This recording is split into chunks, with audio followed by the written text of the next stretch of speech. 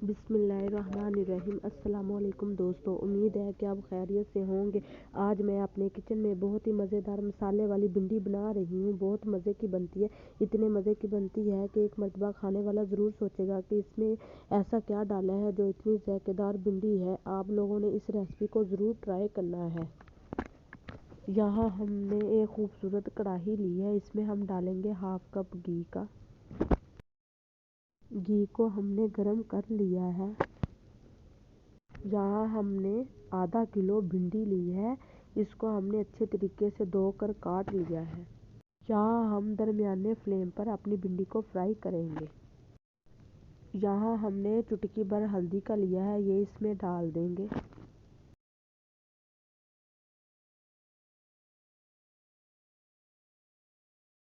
और यहाँ देखिए हमने अपनी भिंडी को फ्राई कर लिया है। देखिए तकरीबन हमने इसे 5 मिनट तक फ्राई किया था, जिससे हमारी भिंडी की लेस अच्छे तरीके से ख़त्म हो चुकी है।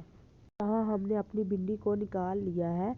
और अब हमने यहाँ 3 मीडियम साइज़ के प्याज लिए थे, जिनको स्लाइस में काट लिया था, ये इसमें डाल देंगे। और यहाँ हमने 2 अदद टमाटर लिए थे, जिनको मोटे स्लाइस में काट लिया है। और यहाँ 10 अदद हमने सब्ज़ मिर्च ली थी, इसको भी हमने काट लिया है, ये इसमें डाल देंगे। और यहाँ हमने हाफ टी स्पून हल्दी का लिया है, ये भी इसमें डाल देंगे।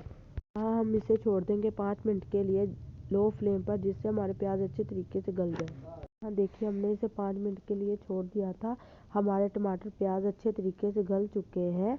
और देखिए कितना अच्छा मसाला बन चुका है। हमने 2 अदद सब्ज़ मिर्च ली है, ये भी इसमें डाल देंगे।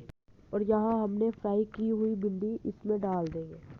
हमने हाफ टी स्पून लाल मिर्च पाउडर लिया है, ये इसमें जाएगा। हाफ टी स्पून हमने यहाँ नमक लिया है, ये भी इसमें जाएगा।